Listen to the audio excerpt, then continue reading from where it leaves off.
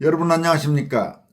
광주 출신의 호남 우파 논객인 주동식 전 국민의힘 광주 서구갑 당협위원장이 한동훈과 그 지지자들은 얄팍한 말재주를 정치 메시지로 착각하는 공통점이 있다고 따끔하게 질타했습니다. 그는 또 한동훈 일가의 당원 게시판 여론조작 게이트와 관련해 한동훈 정도의 사회적 정치적 위상이라면, 정상적인 사람이라면 자기 자신에게 민망해서라도 그런 글을 못 올린다면서 한동훈이 직접 썼느니 어쩌느니는 문제가 아니다. 그 주변 사람들이 그런 분위기와 코드를 공유하고 그런 표현들을 당연하게 여긴다는 것이 더 전율스럽다고 직격탄을 알렸습니다. 이 소식과 함께 최근 강성 우파인 다카이치 사나에 총리가 이끄는 일본 자민당의 중의원 선거 압승과 관련해서 김행범 부산대 명예교수가 한국 정치권 일각의 중도 타령을 따끔하게 비판한 내용도 전해드리도록 하겠습니다. 먼저 주동식 전 당협위원장은 최근 열린 소위 한동훈 토크 콘서트와 관련해서 한동훈 토크 콘서트에 1만 5천 명이 왔다고 한다. 잠실 실내체육관에 무대 설치하면 그 뒤에는 사람이 앉을 수 없어 실제 참석자는 1만 명에 못 미친다는 얘기도 있지만 여기서는 유치하게 그런 것 따지지 말자. 나에게 정말 기이하게 느껴진 것은 이 자리에서 한동훈이 내놓은 메시지가 전혀 없다는 것이다. 언론이 뽑은 제목에는 대부분 제풀에 꺾여 그만둘 거란 기대 말라를 내세웠는데 그게 메시지인가? 그만둔다면 뭘 그만둔다는 얘기인가라고 물었습니다. 그는 또 극단 유튜브가 국힘 집에 행동하는 다수의 역전성 시작하자는 얘기도 했나 본데 다수가 누구인지 역전성을 어떻게 시작하자는 얘기인지 구체적인 내용이 없다. 10대 소녀가 친구랑 메신저 주고받는 달콤한 얘기 이상이 아니다. 그 메시지의 특징은 주는 애도 받는 애도 그게 무슨 얘기인지 전혀 알지 못하고 관심도 없다는 것이라고 질타했습니다. 주동식 씨는 이어서 한동훈과 그 지지자들이 공통적으로 착각하는 게 있다. 얄팍한 말재주를 정치 메시지라고 생각한다는 것이다. 정치 메시지는 표현은 투박할지라도 지지자들이 선택할 행동, 지도자와 함께 나아갈 방향을 제시하고 그들을 규합하고 조직화하는 내용이어야 한다. 한동훈에게는 그런 게 1도 없다. 그래서 한동훈은 정치를 시작한 적도 없다라고 지적했습니다. 그러면서 한동훈은 신당을 만들 것인가? 이게 유일한 선택지다. 그나마 이 선택지는 급속도로 위력이 죽어가고 있다. 진작 신당 창당을 선언하고 제발로 국힘을 박차고 나왔으면 정치적 존재감을 유지할 수 있었을 것이다. 이제는 좀 늦은 것 같다라고 분석했습니다. 여러분, 한동훈의 스타일상 보면은 자기가 직접 신당을 창당해서 도전하고 이런 일을 할 사람이 아니죠. 아마 앞으로도 어떻게든 국힘을 흔들어서 기존 지도부를 무너뜨리고 그런 혼란 속에서 다시 어떻게 당권을 재장악하는 그런 시나리오를 꿈꾸고 있을 가능성이 대단히 농후하다고 봐야 할 겁니다. 주동식 전 위원장은 또 한동훈이 점점 재미있어진다면서 다음과 같이 밝혔습니다. 한동훈이 점점 재미있어진다. 일종의 밈, 정치적 샌드백이 되어가는 현상이랄까. 우파의 웬만한 스피커들은 다들 한마디씩 하시는 것 같다. 공통된 타격점이라면 토크 콘서트의 메시지 부재, 이런 행사 왜 했나, 네가 연예인 아이돌이냐 등등. 나도 한동훈이 법무장관 되어서 국회에 나와 민주당 의원들과 맞서며 따박따박 말대꾸할 때 멋지다고 생각했다. 우파 진영에도 새로운 지도자가 등장했다는 기대도 가졌다. 다만 좀 찜찜한 것은 있었다. 어쩐지 이준석 시즌2를 보는 느낌이랄까. 모든 분류를 단순화하는 버릇이 있는 나는 사람도 비슷한 종류로 묻곤 한다. 나에게 한동훈과 이준석은 비슷한 종류처럼 느껴졌다. 재기 넘치고 말 잘하고 머리 잘 돌아가고 싸가지 없고 등등.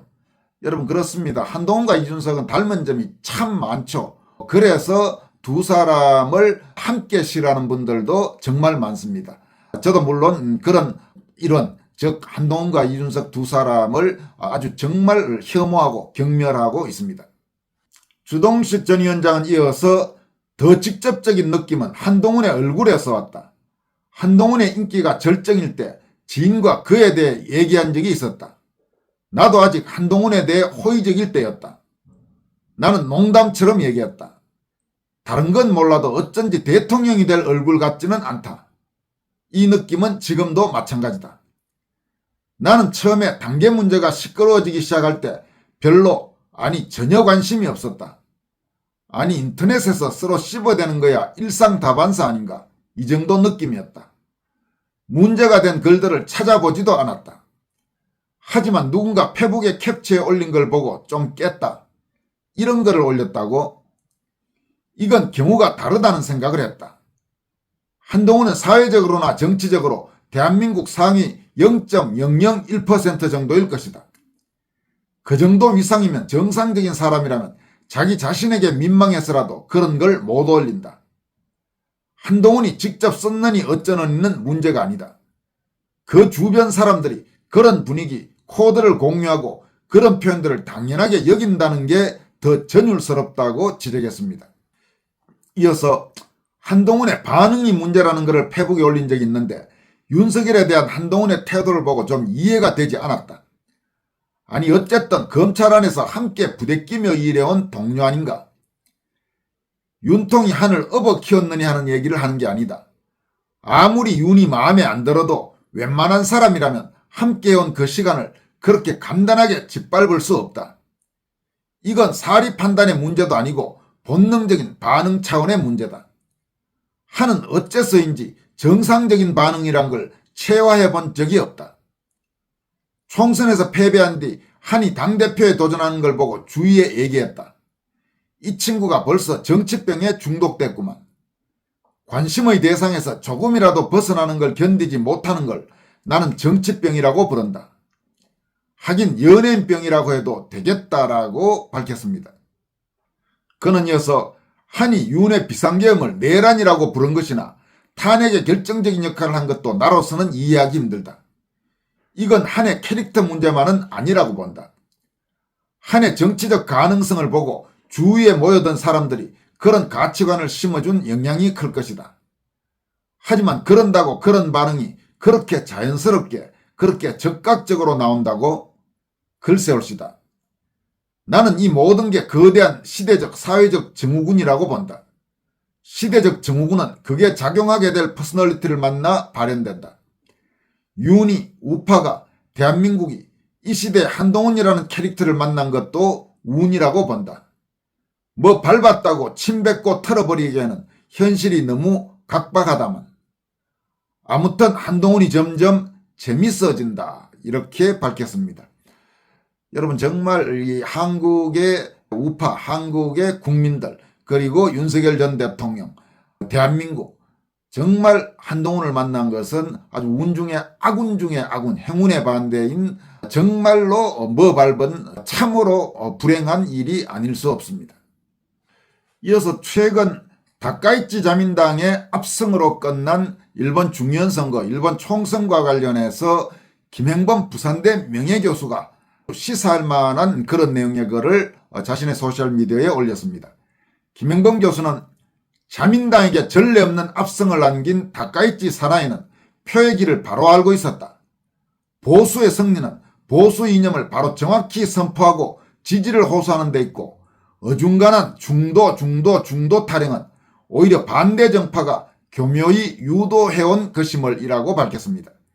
김 교수는 이어서 말만 번더레한 중도이지 지금 한국에서 보수 정당을 중도로 오도하려는 자들은 보수 정권 승리 중도 포기자, 이념 박약자, 눈치꾼, 기회주의자, 참 보수도 아니면서 조중동 및 조갑제식 여론 조작과 문해화 지식인 및 가족까지 동원하여 허약해진 보수 정당을 중간에 가로채려는 도둑, 즉 중간의 중자에 그리고 도둑의 도자 이렇게 한자를 썼습니다.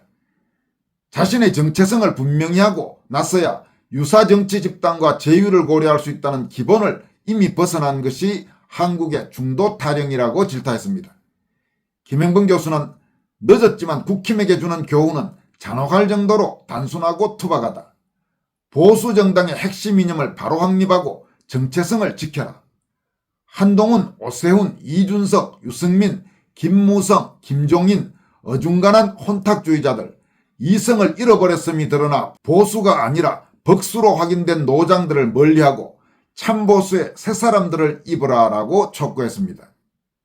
여러분, 실제로 다카이치 자민당을 비롯해서 우파 정당들이 거의 쓰나미급으로 압승하고 좌파 및 중도 성향 정당이 참패한 이번 일본 총선은 한국 정치권에도 시사하는 바가 많습니다.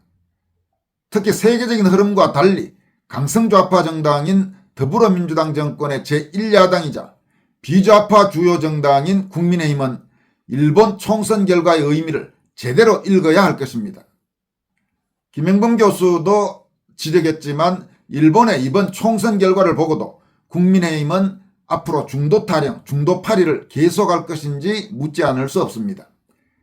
만약 국힘이 실체도 불분명하고 정치적 영향력은 더 의문인 김종인, 김무성, 이준석, 한동훈, 오세훈류의 중도 타령을 이어가면서 핵심 지지층의 정치적 정서에 반하는 노선을 택할 경우 과연 어떻게 될까요? 특히 상습적 정치 배신자들에 계속 휘둘리면서 윤석열 전 대통령 탄핵과 형사 기소에 반대하고 선거역 진상규명 및 선거 공정성 제고를 촉구하는 국민들로부터 외면받는다면 도대체 국힘은 어디에서 표를 얻을 수 있을까요?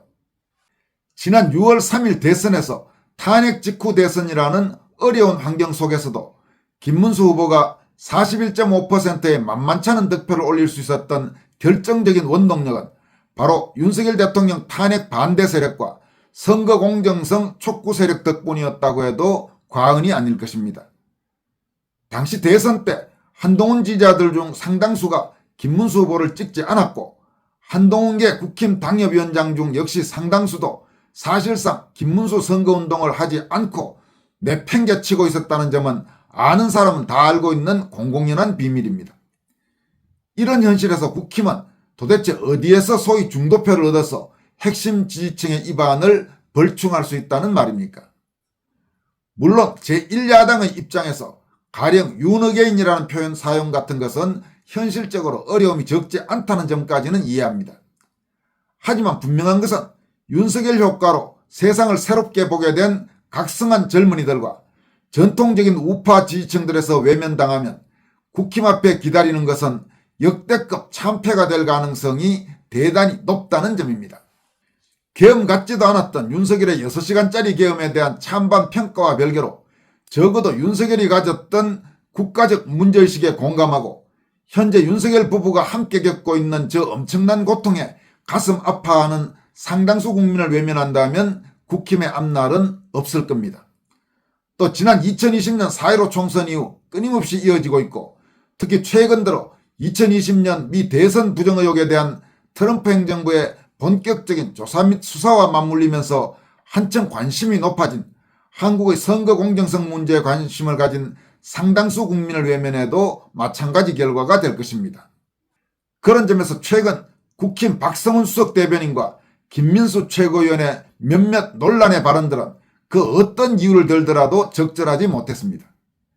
지방선거를 앞둔 시점에서 전략적 모호성의 필요성을 일부 인정하더라도 그 발언들은 윤석열의 고통을 안타까워하고 선거 공정성을 중시하는 국민들의 가슴에 큰 상처를 남기는 중대한 실언들이었습니다.